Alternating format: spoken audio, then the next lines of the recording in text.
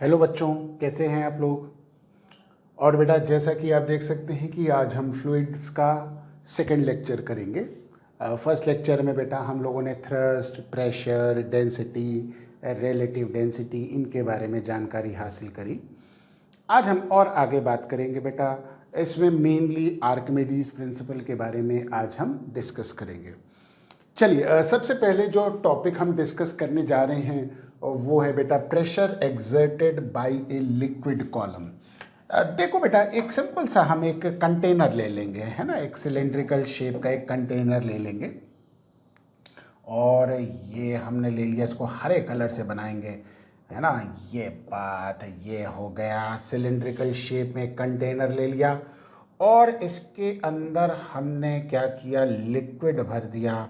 ठीक है, और ये हम लिक्विड को भर देंगे पूरा। ठीक है, चलो ये हमने लिक्विड भर दी इसी कंटेनर के अंदर।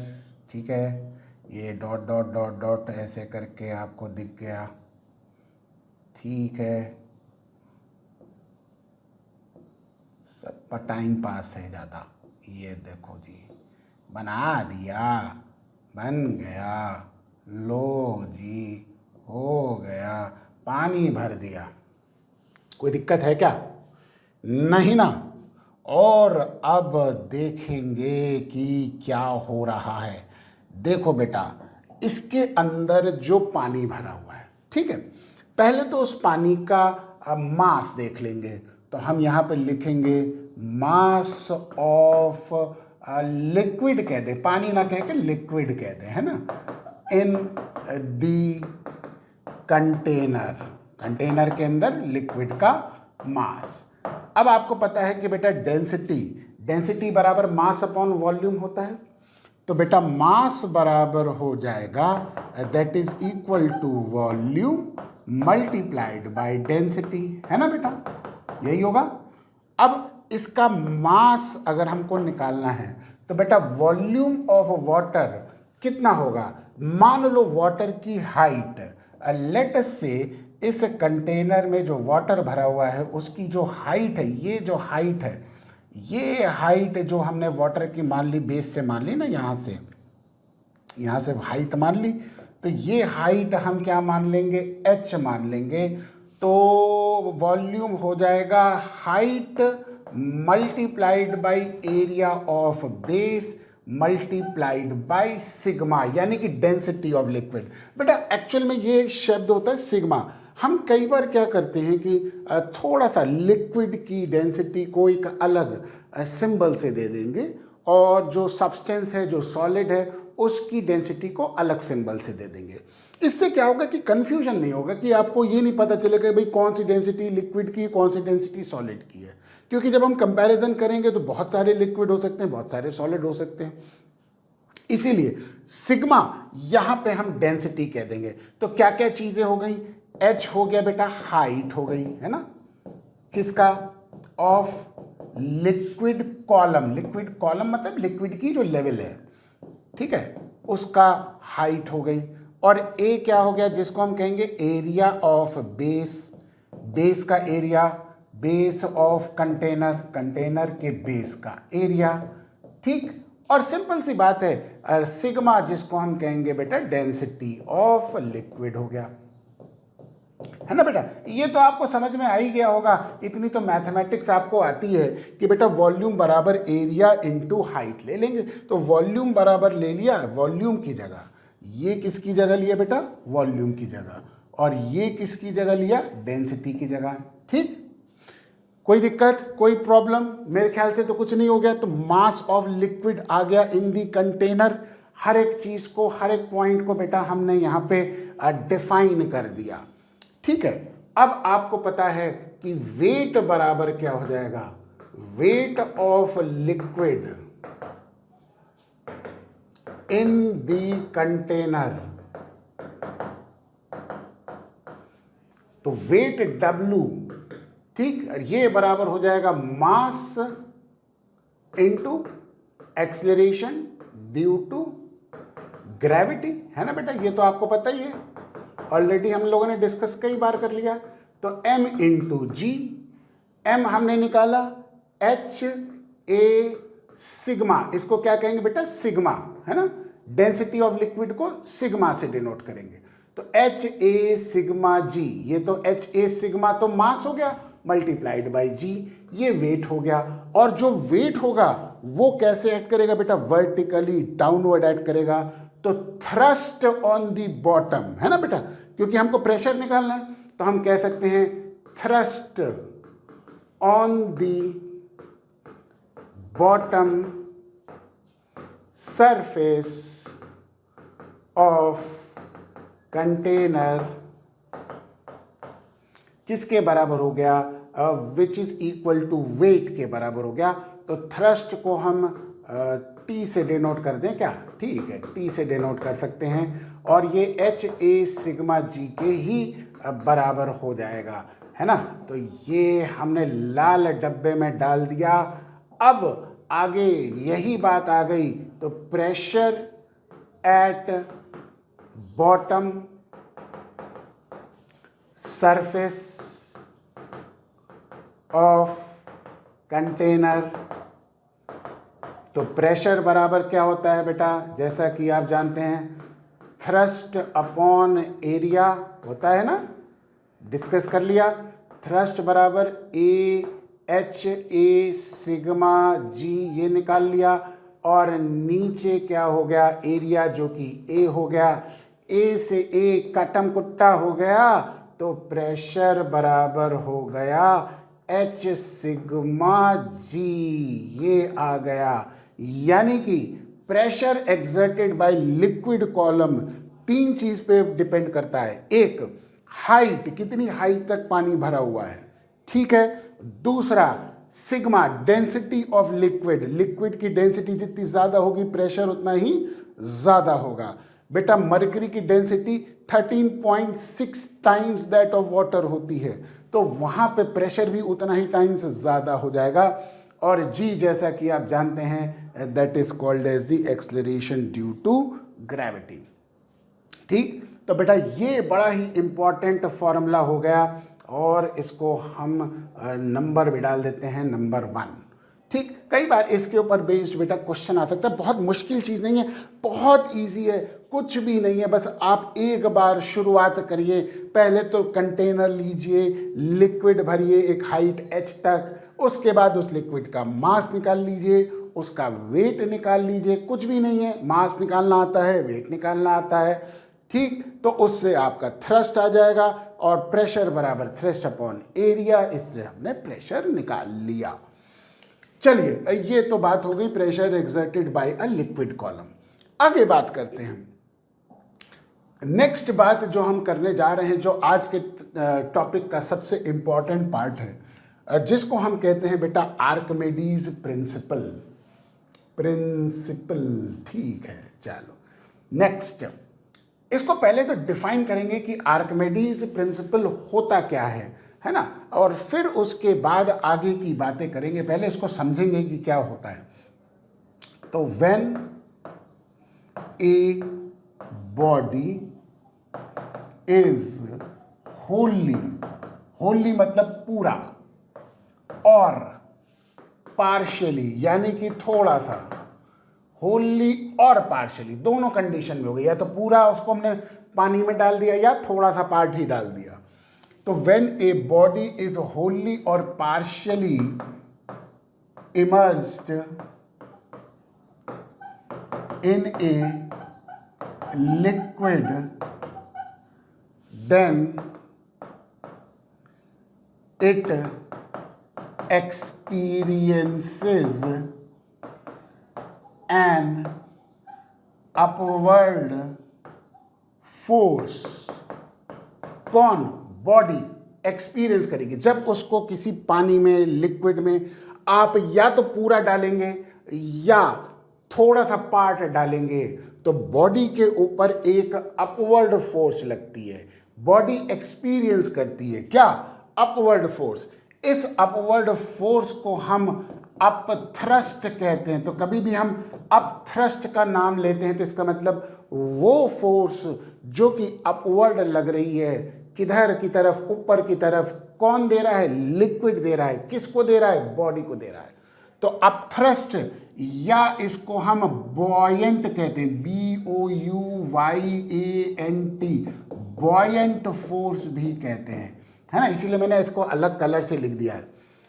तो when a body is wholly or partially immersed in a liquid, then it experiences an upward force which is called as upthrust or buoyant force, which is ये इसकी मैग्नीट्यूड ऑफ दिस फोर्स है ना। तो ये कह सकते हैं the magnitude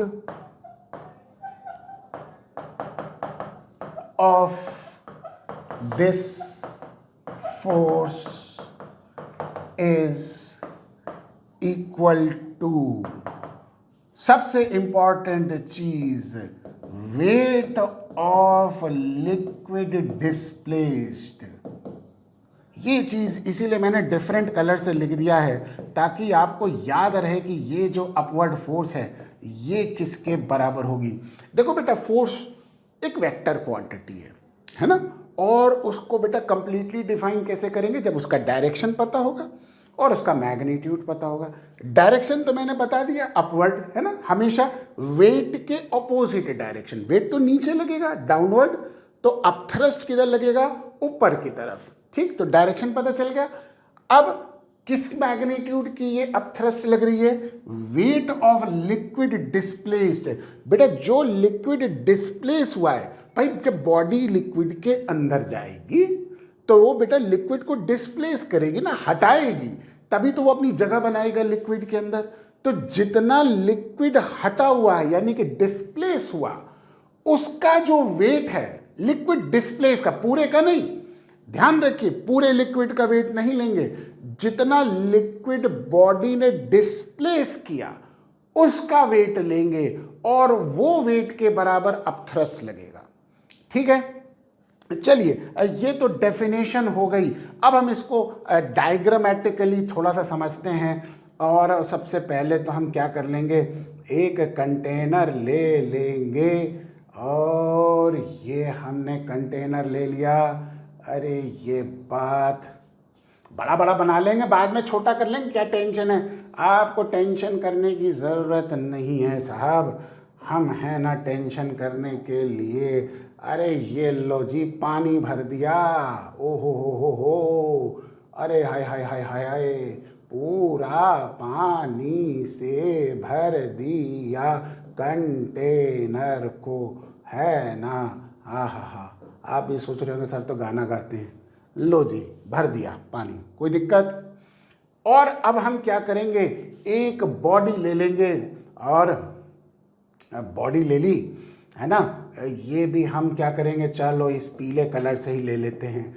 ये हमने बॉडी बना ली, ये बात, ओ हो, पानी के अंदर पूरा डाल दिया। बाद में देखेंगे पार्शियली इमर्स के केस में। अभी तो कोई भी बॉडी ली और उसको पानी के अंदर पूरा डाल दिया, इमर्स कर दिया। चलिए आइए अब हम इस बॉडी के ऊपर लगने वाली फोर्स को देखेंगे। तो सबसे पहली चीज जो हम देखेंगे वो क्या देखेंगे बेटा, यहाँ पे हम अंडरलाइन करके खींच देते हैं क्योंकि अब हम डेरिवेशन करने जा रहे हैं। तो W0, ये देखो सबस्क्रिप्ट में हो गया 0 है ना, तो इसको कहते हैं W0। इसको हम कहेंगे wait of body in air. Air में मतलब एक्चुअल वेट जिसको हम कह सकते हैं, कई बार इसको हम ऐसे भी डिनोट करते हैं कि एक्चुअल वेट ऑफ बॉडी भी कहते हैं, है ना। ठीक है, मतलब आप ऐसे समझ लीजिए कि कोई भी बॉडी लिया, उसका वजन क्या होगा एयर में। एयर में मतलब जब नॉर्मल कंडीशन में हम किसी बॉडी का वेट लेते हैं, तो जैसे हम हैं, आप हैं, एयर में ही तो होंगे ना, तो उस बॉडी को हमने एयर में रख के उसका वेट का मेजरमेंट कर लिया और वो हमने मेजर किया एज W0। अब आपको पता है कि वेट बराबर किसके होता है, जल्दी से बताओ बेटा, वेट बराबर किसके होता है, मास इंटू जी। और मास बराबर हो जाएगा वॉल्यूम इंटू डेंसिटी इंटू जी, है ना। तो ये यहां ना लिख के, अरे ए भगवान, जगह नहीं है यहाँ पे, तो सिर्फ ये लिख देंगे। चलो, तो W naught is equal to mg, है ना, मास इंटू जी। अब किसी भी बॉडी का मास क्या होगा, बताओ बेटा, आप ही बताओ क्या होगा। मास जैसा कि आप जानते हैं that is equal to volume of body multiplied by density, है ना, मल्टीप्लाइड बाय ग्रेविटी। बेटा जी को हम ग्रेविटी लिख दें, वैसे तो एक्सेलरेशन ड्यू टू ग्रेविटी होता है, लेकिन मैं यहाँ पे हम जी लिख रहे हैं तो ग्रेविटी लिख रहे हैं, शॉर्ट फॉर्म में है, ठीक है। समझ जाइएगा कि एक्सेलरेशन ड्यू टू ग्रेविटी है, तो ये हो जाएगा v। डेंसिटी का सिंबल हमने रो रखा बेटा, देखो ध्यान रखिए, अलग सिंबल रखा ना मैंने, इसको कहते हैं रो। और बेटा जब हम ऐसा सिंबल रखेंगे, ये देखिए, इसको कहते हैं सिग्मा। तो लिक्विड की जब हम डेंसिटी लेंगे तो सिग्मा से डिनोट करेंगे, और जब सॉलिड की डेंसिटी लेंगे तो ऐसा रो बना लेंगे, ठीक है, ऐसे गोल सा करके। दोबारा से और क्लियर बना लेते हैं, ये रो होता है, ठीक है, मल्टीप्लाई कर दिया जी से, ओ हो, तो ये आ गया हमारे पास W नॉट, यानी कि एक्चुअल वेट ऑफ बॉडी आ गया। कोई दिक्कत है क्या? मेरे ख्याल से तो कोई दिक्कत नहीं है एक्चुअल वेट को, बॉडी के एक्चुअल वेट को मेजर करने में आपको किसी भी तरह की कोई दिक्कत का सामना मुझे नहीं लगता है कि करना पड़ा, ठीक है। अब ये वेट किधर लगेगा? नीचे की तरफ। तो ये अब हमने एरो बना दिया, ये देखिए वेट किधर लगा? डाउनवर्ड डायरेक्शन में, और ये किसके बराबर हो गया जी? ये बराबर हो गया mg के बराबर हो गया। हो गया? बोलो बेटा, कोई दिक्कत है ना? तो इसको mg ना लिख के W नॉट लिख दें क्या? ज़्यादा सही रहेगा, W नॉट। आय हाय हाय हाय, ठीक, क्लियर हो गया। जैसे ही ये बॉडी पानी के अंदर गई, पानी क्या हुआ? डिस्प्लेस हुआ। जब पानी डिस्प्लेस हुआ तो वो पानी जो डिस्प्लेस हुआ बेटा, पानी को डिस्प्लेस करेगा ना, ये पानी यहाँ से देखिए ऐसे करके डिस्प्लेस हुआ ना, अलग हटा। तो ये पानी जो डिस्प्लेस हुआ, इसने क्या किया? बॉडी को ऊपर की तरफ फोर्स दी, जिसको हम अपथ्रस्ट कहते हैं। भाई सीधी सी बात है, पानी डिस्प्लेस होगा तो पानी तो अपनी जगह लेना चाहेगा ना, कहेगा भैया हटो, तुम काहे को मेरे जगह में आ रहे हो? बॉडी मैंने तुमको तो मांगा ही नहीं, मैं तो पानी हूं, ठीक, तुम बाहर निकलो। तो वो क्या करेगी? पानी बॉडी के ऊपर अपवर्ड फोर्स लगाएगी, और उसी को क्या कहते हैं बेटा? अपथ्रस्ट कहते हैं। तो ये फोर्स किधर लगेगी? ऊपर लगेगी। ये लग गई, ऊपर लग गई, इसको हम कहेंगे अपथ्रस्ट, जिसको U से डिनोट करेंगे, ठीक। तो बेटा U अब की बार जिसको हम क्या कहेंगे? अपथ्रस्ट कहेंगे। बेटा अपथ्रस्ट को बॉयंट फोर्स भी कहते हैं, ठीक है, कंफ्यूज मत करिएगा, टर्म्स को बहुत क्लैरिटी से समझिए, कभी दिक्कत नहीं होगी। और अपथ्रस्ट किसके बराबर होगा? Which is equal to weight, WT मतलब वेट, है ना, वेट ऑफ लिक्विड डिस्प्लेस्ड, जो लिक्विड डिस्प्लेस हुआ है उसका वेट, ठीक। अब आप मुझे बताइए कैसे निकालेंगे? देखो बेटा, पूरी बॉडी पानी के अंदर है, लिक्विड के अंदर है, लिक्विड पानी जो भी हम मेरे मुंह से निकल रहा है आप ये समझ लीजिए कि लिक्विड है, ठीक है। तो पूरी की पूरी बॉडी लिक्विड के अंदर है, तो जो लिक्विड डिस्प्लेस हुआ उसका वॉल्यूम तो V ही होगा ना, क्योंकि बॉडी का जो वॉल्यूम है उसी वॉल्यूम के बराबर लिक्विड डिस्प्लेस हुआ। तो V यानी कि वॉल्यूम ऑफ लिक्विड डिस्प्लेस्ड हो गया, मल्टीप्लाइड बाय लिक्विड की डेंसिटी सिग्मा होगी, है ना।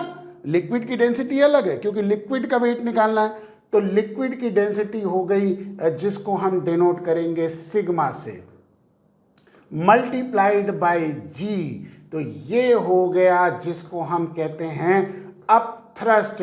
तो V सिग्मा G हो गया जिसको हमने कहा अपथ्रस्ट कहा, ठीक। ये बात समझ में आ गई, कोई दिक्कत नहीं है। तो ये आपकी इक्वेशन नंबर 1 हो गई और ये इक्वेशन नंबर 2 हो गई। बेटा बात समझ में आ गई कि नहीं आ गई?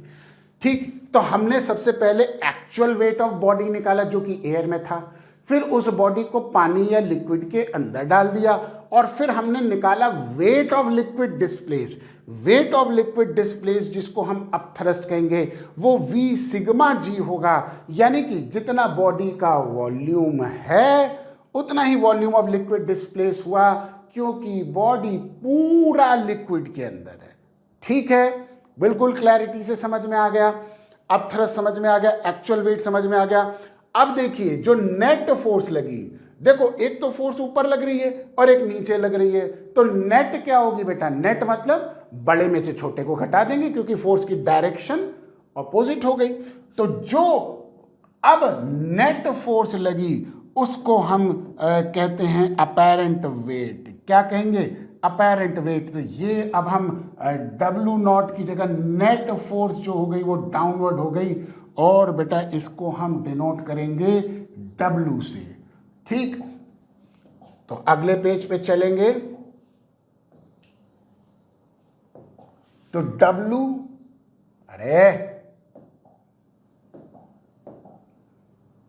W जिसको हम कहेंगे नेट डाउनवर्ड फोर्स, ये हो गया W नॉट माइनस अपथ्रस्ट होगा ना बेटा। नेट डाउनवर्ड फोर्स देखेंगे, है ना, ये फोर्स बड़ी मान लेते, बाद में देखेंगे कि नहीं, अगर है तो कोई बात नहीं। अभी तो हमने मान लिया कि W नॉट बड़ा है, अपथ्रस्ट छोटा है, तो नेट डाउनवर्ड फोर्स क्या हो गई? W हो गई। इसी को तो हम नेट फोर्स कहेंगे ना बेटा, W को। ठीक है, तो ब्रैकेट में हमने लिख भी दिया ताकि कंफ्यूजन ना हो। तो नेट फोर्स जिसको हम नेट डाउनवर्ड फोर्स कहेंगे वो हो गया W नॉट माइनस W। इस W को हम कहते हैं wait of body in liquid. Liquid में उसका वेट क्या होगा, और इसको कई बार हम अपैरेंट वेट भी कहते हैं। ठीक है, क्लियर हो गया? W नॉट देखो फिर से ध्यान दो, W not wait of body in air था, जिसको हम एक्चुअल वेट ऑफ बॉडी कहते थे, और उसी के कंपैरिजन में W क्या हो गया? Weight of body in liquid हो गया, जिसको हम अपैरेंट वेट कहते हैं। बेटा टर्म्स की बड़ी क्लैरिटी रखिए, वरना तो बेटा क्या हो जाएगा, कई बार टर्म्स में कंफ्यूजिंग हो जाता है तो बेटा फिजिक्स फिर दिक्कत कर जाएगी, है ना। तो ये चीज़ का बड़ा क्लैरिटी से समझिए। तो अपैरेंट वेट क्लैरिटी से समझ में आ गया, मुझे लगता है कोई दिक्कत नहीं है। तो W बराबर W नॉट यानी कि एक्चुअल वेट माइनस अपथ्रस्ट। ठीक, तो अपैरेंट वेट निकाल लेंगे, ये हो जाएगा V रो G, पीछे निकाला था, माइनस ये निकाला था V सिग्मा G, तो ये हो जाएगा VG कॉमन हो गया, अंदर बचा क्या बेटा? Rho minus sigma. बहुत ध्यान से समझिए बेटा, क्या है रो, जिसको हमने डेंसिटी ऑफ सब्सटेंस कहा और सिग्मा डेंसिटी ऑफ लिक्विड का, लिख देते हैं, कोई कंफ्यूजन नहीं होना चाहिए। डेंसिटी ऑफ बॉडी जो पानी के अंदर है, सॉलिड बॉडी जो भी है, और सिग्मा जो हो गया ये हो गई डेंसिटी ऑफ लिक्विड। जो भी लिक्विड हो, पानी हो, जो भी जिस तरह का लिक्विड हो, उसकी डेंसिटी लेनी। ये बात क्लियर हो गई बेटा, मुझे लगता है कोई दिक्कत नहीं हुई, है ना। यहाँ तक क्लैरिटी से समझ में आ गया। चलिए, ये तो बात हो गई जिसको हम कहते हैं क्या बेटा? अपैरेंट वेट कहते हैं।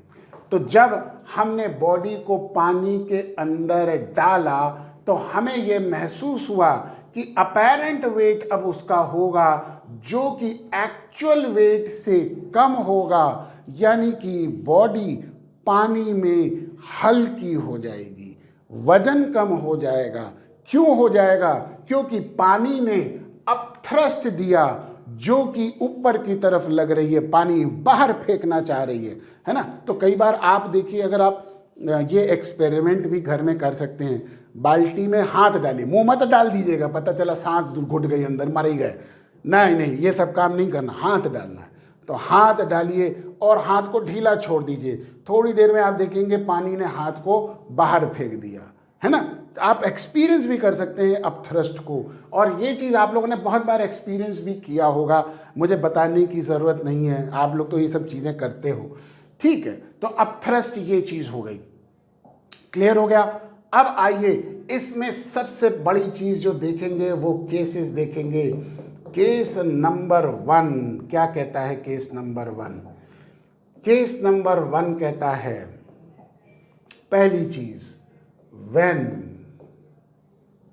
रो इज ग्रेटर देन सिग्मा, मतलब डेंसिटी ऑफ सब्सटेंस या बॉडी डेंसिटी ऑफ लिक्विड से बड़ी है, तो उस सिचुएशन में W बराबर हो जाएगा VG रो माइनस सिग्मा, है ना बेटा। तो ये बड़ा हो गया, ये छोटा हो गया, तो इसका मतलब अपैरेंट वेट पॉजिटिव हो गया। बोलो बेटा, तो हम कह सकते हैं क्या? अपैरेंट वेट इज क्या? पॉजिटिव। तो बेटा अगर अपैरेंट वेट पॉजिटिव हो गया तो उस सिचुएशन में बॉडी विल सिंक, डूब जाएगी। ध्यान रखिए उस कंडीशन में। तो किस कंडीशन में बॉडी डूबती है? जब density of body density of liquid से ज्यादा होती है ना। सिंपल सा, अगर आप क्वाइन लेते हैं बेटा, उसको पानी में डाल देंगे, डूब जाएगा। अगर आप लकड़ी लेते हैं, प्लास्टिक लेते हैं, उसको डालते हैं, तैर जाता है ना। ये सारी बातें आपको पता है, छोटी छोटी बातें हैं। तो वो कारण ही यही है कि जब सब्सटेंस की डेंसिटी लिक्विड की डेंसिटी से ज्यादा है, ये तो ग्रेटर देन का साइन हो गया, तो अपैरेंट वेट पॉजिटिव होगा, मतलब बॉडी क्या कर जाएगी? सिंक कर जाएगी, डूब जाएगी। उस स्थिति में बात क्लियर हो गई, बिल्कुल क्लैरिटी से समझ में आ गया। तो अब ये हमारे पास अपैरेंट वेट की सिचुएशन हो गई। अब बारी आती है रिलेटिव डेंसिटी की। यहां पे रिलेटिव डेंसिटी क्या हो जाएगी? तो ये हम यहां पे लिख देंगे, इसको लाइन ना खींचने तो आप कंफ्यूज कर जाओगे, ठीक है। यानी कि इसी केस की रिलेटिव डेंसिटी बता रहे हैं कि इस केस में रिलेटिव डेंसिटी, बेटा कभी भी रिलेटिव डेंसिटी जो हम लेते हैं, आपको याद है रिलेटिव डेंसिटी क्या था बेटा? डेंसिटी ऑफ सब्सटेंस, है ना। पिछली बार हमने लोग डिस्कस कर लिया था, इसीलिए सारी बातें डिस्कस कर ली थी। और नीचे क्या था बेटा? डेंसिटी ऑफ वाटर, ठीक। तो यानी कि RD, रिलेटिव डेंसिटी को RD कहते हैं, इसको स्पेसिफिक ग्रेविटी भी कहते हैं। बेटा फर्स्ट लेक्चर में मैंने ऑलरेडी ये बातें बता दी हैं। डेंसिटी ऑफ सब्सटेंस हो गया रो, डेंसिटी ऑफ वाटर हो गया सिग्मा, कोई दिक्कत? लिख भी दिया है, density of body rho, density of liquid यहां पे वाटर ले लिया, उसकी डेंसिटी हो गई सिग्मा। कोई दिक्कत है? कोई दिक्कत है? नहीं ना। अब आप देखिए, बहुत ध्यान से देखिएगा, ये हमने ऊपर भी V से मल्टीप्लाई कर दिया, नीचे भी V से मल्टीप्लाई कर दिया। कोई दिक्कत है क्या? नहीं, कर सकते हैं ना। और ऊपर रो है, ये एज इट इज, और नीचे क्या है? सिग्मा, ये एज इट इज, कर सकते हैं ना, कोई दिक्कत नहीं है। रो अपॉन सिग्मा को ऐसे भी लिख सकते हैं, ऊपर और नीचे V से मल्टीप्लाई और डिवाइड कर दिया। एक और चीज कर सकते हैं, G से भी मल्टीप्लाई और डिवाइड कर सकते हैं, कर सकते हैं ना, कोई दिक्कत नहीं है। अब आप देखिए V रो G क्या है? देखो बताओ बेटा, पीछे देखो, V रो G W0 हो गया, यानी कि wait of body in air हो गया। V सिग्मा G यानी कि अपथ्रस्ट हो गया। तो क्या हम इसको W0 अपॉन अपथ्रस्ट लिख सकते हैं? कोई दिक्कत? तो हम RD को लिख सकते हैं as weight of body in air, जिसको हम एक्चुअल वेट कहेंगे। बोलो बेटा। और नीचे क्या हो जाएगा? जिसको हम अप थ्रस्ट कहेंगे। बोलो बेटा, कोई दिक्कत? कोई दिक्कत है? नहीं, बिल्कुल क्लैरिटी से हो गया। रिलेटिव डेंसिटी V रो G upon V sigma G, ठीक। तो अब इसी फॉर्मूले को थोड़ा सा और हम हल्का सा, बस ज़्यादा नहीं है, थोड़ा सा ही ट्विस्ट करेंगे और एक बार और कुछ इस तरह से लिख देंगे। ठीक है, तो चलिए आर डी, अभी हमने पीछे बताया था बेटा, ये बिल्कुल क्लैरिटी से समझ में आ गया, डब्ल्यू नॉट अपॉन यू, पीछे यही चीज़ मैंने डिफाइन करी थी बेटा। ये फॉर्मूला ध्यान रखिए, केस 1 का है, यानी कि जब बॉडी सिंक कर गई तब के लिए है, हर एक कंडीशन में मत लगा दीजिएगा, गलत हो जाएगा। ठीक है, तो आर डी बराबर wait of body in air upon upthrust हो गया। अब आप देखिए अपथ्रस्ट, ये देखिए यू हो गया, क्या ये actual wait minus apparent wait हो जाएगा बेटा? इसको इधर ले जाओ तो ये डब्ल्यू उधर चला जाएगा, तो हम नेक्स्ट पेज पे लिख सकते हैं कि also u is equal to W naught minus W, है ना। Upthrust is equal to weight in air minus weight in water, बोलो बेटा। ठीक, तो यानी कि इसको हम कह सकते हैं एक्चुअल वेट माइनस इसको कह सकते हैं अपेरेंट वेट, बोलो बेटा, हो गया। तो अब आर डी को अब हम कैसे लिख सकते हैं? R D can be written as W naught upon U की जगह डब्ल्यू नॉट माइनस डब्ल्यू लिख सकते हैं, बोलो बेटा। बिल्कुल कोई दिक्कत नहीं है, आर डी के रिलेशन में बात आ गई। अब हम इसको वर्ड्स में लिख देंगे चाहे तो आर डी डब्ल्यू नॉट क्या लिखेंगे बेटा? Wait of body in air, यही लिखेंगे। और नीचे नीचे क्या हो जाएगा? नीचे नीचे नीचे W not wait of body in air minus ये हो गया वेट इन वाटर, तो हम वही लिख देंगे wait of body in water, बोलो बेटा। कोई दिक्कत? ये बात क्लियर हो गई, आरडी से रिलेटेड कोई इशू नहीं है। अब कई बार weight of body in air दे दिया गया, weight of body in water दे दिया गया, आपको आरडी निकालना है, निकाल लेंगे, कोई मुश्किल काम नहीं है। और दूसरा, इसी को ही हम ऐसे भी लिख सकते हैं, wait of body in air को हम एक्चुअल वेट भी कहते हैं ना बेटा, तो इसको हम इसकी जगह एक्चुअल वेट भी लिख देंगे, ठीक है। और नीचे हम क्या लिख देंगे? Wait of body in air मतलब एक्चुअल वेट माइनस जिसको हम कहते हैं अपेरेंट वेट,